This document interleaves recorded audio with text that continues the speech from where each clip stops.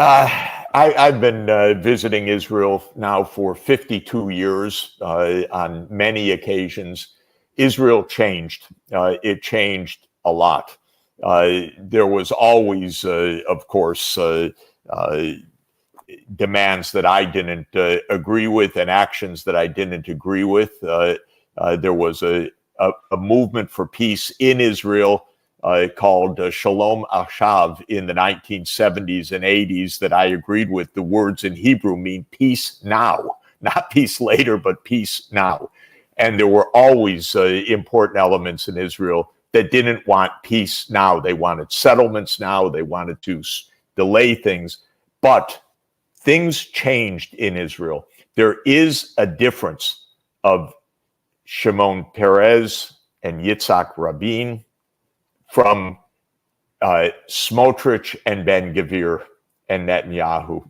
The leaders in the past, they wanted favorable outcomes, but they actually wanted a solution. Yitzhak Rabin died for that. He was assassinated by a right-wing Israeli extremist, perhaps part of a broader network. We don't know all of the details of that. But there's definitely a difference, in my view, between the Yitzhak Rabin and Shimon Peres's of Israel's past and the Netanyahu, Ben-Gvir, Smotrich, Gallants of Israel's present. One thing that happened was the settler movement. Now, the settlement started in the occupied territories already by the late 60s and early 1970s. When I first got to Israel in 1972 as a kid, out of high school, it was explained to me that Israel was, quote, putting facts on the ground. It was going to make security arrangements by having settlements in key locations in the occupied West Bank. I thought, this doesn't sound so good. When you make facts on the ground, what you're doing is violating international law. You're creating a situation that's going to become conflictual in the years ahead. But Israel was pretty triumphant and pretty dominant in those days. But that settler movement became a religious extremist movement also. It changed culture. It brought some extremist rabbis to the forefront. It became a fervent messianic movement among hundreds of thousands of settlers and their families and friends. So suddenly, the biblical references became not just once in a while mentioned, but dominant. God gave us the whole land. Today in the United States, the police and the Congress, pound on students chanting from the river to the sea, Palestine shall be free. But it is the Israeli extremists who are the ones literally saying God promised us the land from the river, that is the Jordan River, to the Mediterranean Sea. The extremism in Israel came to view not occupation, but greater Israel as a redemptive, religious, nationalist, messianic cause. I think this is a lot to do with what has happened. That, of course, some Israelis said, we have implacable foes, this is a matter of security. But a kind of messianism also became very important politically. And in Israel's fractured coalition governments, they play a disproportionate role. This is the Smotrich, who is the finance minister, Ben-Gvir is the national security minister. They're absolutely extremists. And they represent a view that is extraordinarily dangerous, extraordinarily extreme, extraordinarily preventing any kind of peace. So in this sense, Israeli politics and Israeli culture and society changed enormously over the past 30 years. And this is a major reason why we're in this dire disaster right now, because the real leaders of this slaughter don't even hide their words. They talk openly about ethnic cleansing. They talk openly about this being all of our land. They talk openly about never a Palestinian state. And their words are so vulgar and so clear that this is how South Africa put together its application to the International Court of Justice, because it wasn't hidden, this intentionality. It was way out there in the open. I sometimes think these ministers forget that even when they speak Hebrew in their rally, someone can translate that for the rest of us who don't speak Hebrew. But the words are clear. They're extreme. They are messianic. They are biblical in reference. Netanyahu famously also talking about Amalek and destroy every man, woman, and child, as a biblical text holds from more than 2,000 years ago. Well, come on. This is not how we're going to find safety and peace, but this became a very important part of Israeli politics today. Akli says, will the European countries start distancing themselves from Israel? Lots of arm twisting, and Xi Jinping is now in Europe. Will there be more discussions? A number of countries in Europe, in the European Union, that is, have said that they will recognize Palestine bilaterally. Spain has been actively promoting this, a number of others. I think that this is going to happen.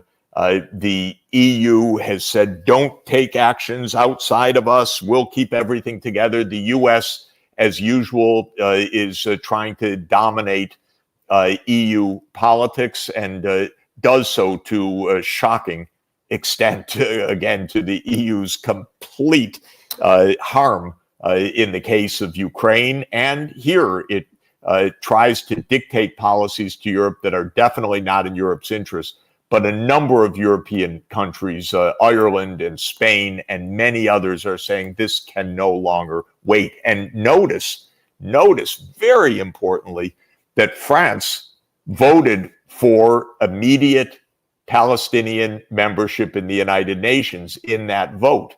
So this already shows that there is certainly no ability of Brussels to keep a US-based party line, as it were.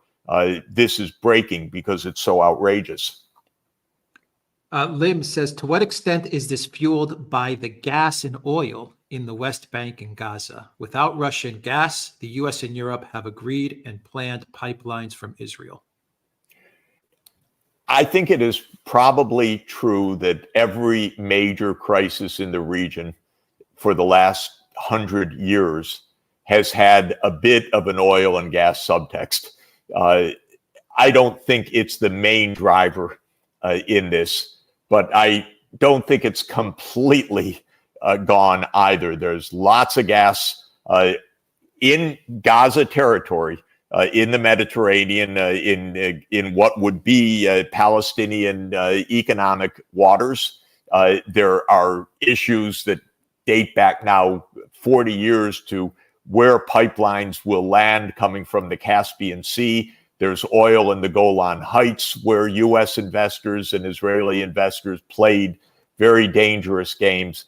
It's amazing to me, over decades, oil and gas, generally, it's like in a big orchestra. They're always playing a little bit of the tune of this. I don't think it's the major driver, however. You have time for two more, Professor Sachs? Sure. From Darren Alevi, always a pleasure to hear Professor Sachs. Has he any opinions on if the UK and US have a change of administrations, the impact it will have on the Middle East or the Ukraine conflict? Well, if there is a change of administration, there will be changes, but of a complicated sort. I support Jill Stein as candidate in the United States because she's the peace candidate. I think the most important issue in the world is peace. because we really are sliding step by step to World War III right now on multiple fronts, in Ukraine and spreading, in the Middle East and spreading, and in East Asia over Taiwan, but now the whole South China Sea becoming increasingly militarized. Biden is an extremely weak president. Nobody's sure how much he still has it anyway. Mentally, he's too old for this, he's too infirm for this, and he's weak anyway. His team is extremely weak. With Trump, just to say, there is a pragmatic belief that, and plausible, that Trump would basically end the Ukraine war by saying this NATO business, we don't need it. Maybe. Although Trump at the very last moment, a couple of weeks ago, kind of gave the authorization, vote for the $61 billion. As Alexander always says, who can figure out the Byzantine negotiations that underpin any of this? As an American, I can tell you, as a close watcher of this, I've worked in Congress, I've watched this, I agree with you. It's completely opaque because it's basically lobbying, money, and gamesmanship rather than principles all the way through. But when it comes to the Middle East, Trump had large financial backing by absolutely core Israel lobby leaders. The Adelsons, now Sheldon Adelson's dead, but his wife continues to be a large backer. Trump was absolutely trying this divide and conquer game. Jared Kushner, the son-in-law, talked about turning Gaza into fancy Mediterranean villas recently. God knows. And when it comes to China, Trump is absolutely beating the war drum on China. Trump is no safety in terms of global peace. No way. He will pick and choose differently, but he's not a candidate of peace. Biden is obviously not a president of peace. RFK, who I went to school with and have been friendly with for 50 years. I wish that he had been the candidate of peace, but he got pulled into the rather rabid pro-Israel side, completely off base in my view. I tried to tell him many, many times, didn't succeed. So we have one peace candidate that's going to be on the ballot in the United States. That's Jill Stein. That's who I'm supporting. Rob M. says the recent anti-Semitism law has made it illegal to say that Jesus was killed by the Jews. Do Americans realize that the Anglo-Saxon clan is no longer in charge, but a certain race with origins from the Middle East? Well, let me just say, in general, first of all, we shouldn't be passing laws in direct violation of free speech, of thought. We have laws against that are actually, and a constitutional provision that's actually pretty good for society. We're pushing all of that to the wayside. Also, by the way, throughout Europe, it's stunning, just the open crackdown on speech right now in general. This is not a U.S. phenomenon alone at all. This is happening throughout the so-called Western world, which had professed to have some standards about open discourse, deliberation, the public square, the importance of political rights and free political speech and so forth. So this is all going by the wayside. But you ask a different question as well, and that is, do the Anglo-Saxons know that they don't run the world anymore? A few of us know. I mean, not that I ever thought one should run the world, but no. In Washington, in the East Coast think tanks where I have, in a way, lived and worked because I've been a university professor for 44 years now at Harvard and at Columbia University. They don't know yet. They're completely fixated on maintaining U.S. hegemony. It's almost a psychological thing more than an analytical or a power thing.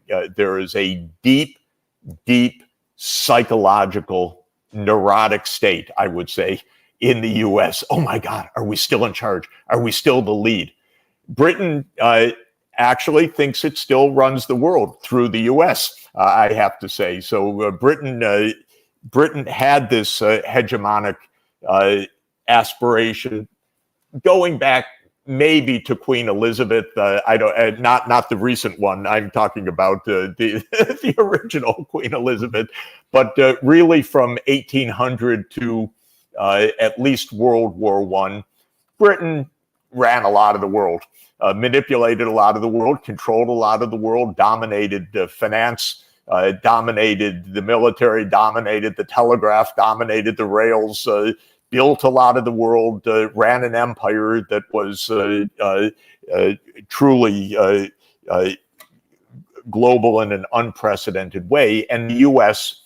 picked up the baton, or thought it did, loved the expression, "This is the American century," that Henry Luce gave to the American people, the publisher of Time Life back in 1941. He told the Americans what they wanted to hear. It's your century for the world. And by the way, that was 1941. And in the Council on Foreign Relations and in Washington and the other think tanks, they're saying, hey, we still got years to go. So they really, really believe it. Definitely Biden, who lives somewhere, I would say, around the 1990s in his imagination, believes it. And this is one of the most dangerous points. This is why we have all these wars, because the United States can't stop itself from believing it can dictate everything. And this is what you guys talk about daily so correctly, so powerfully. It is this gap between this, as I say, almost neurotic belief in the United States right now, and this fear of losing power, that if you're not number one, you're somehow in dire threat, that China's about to come and invade. Just about the most preposterous idea in our world today. But it is the view, and it continues to be the view. And deep down, they're very worried. They know we're not quite in charge. What are we going to do? But maybe we can manipulate this. Maybe we can do this. We can still defeat Putin. We can still get NATO enlargement. We can still show our way in Taiwan. This is why the world is so dangerous right now, because of this neurotic view, this gap between belief or want to believe and reality, that if we don't open our eyes and restore rationality, all of these extraordinarily dangerous events are going to become even more violent and even more inclusive of the rest of the world. Professor Sachs, can you answer one question? I'll try. Related to the statement from Joachim Jeffries. This is from John Ski. I think this is an interesting question that I would like to hear your thoughts on. According to Jeffries, leader of the Democrats in the House, the U.S. will send troops to Ukraine if the Ukrainian front collapses. Russia has responded by beginning nuclear missile forces drills. What are your thoughts with Jeffries' recent statement? Look, I don't think we're going to come to that, but then again, I generally underestimate irrationality, even insanity. The American people would absolutely oppose that across the board. Every political party, of course, young people, it would turn this country into turmoil. It would be the most reckless and dangerous thing. And yet, we have President Macron doing this, saying it and apparently doing it. So nothing is impossible.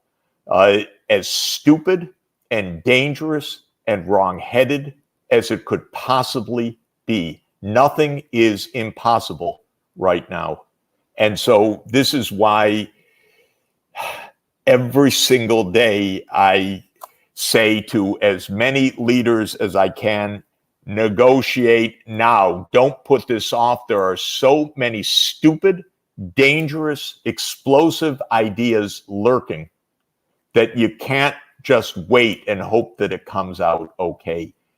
I want Biden to pick up the phone, and I've said it every day since February. I said it actually in January 2020, December 2021 to Jake Sullivan, and I will say it every day publicly.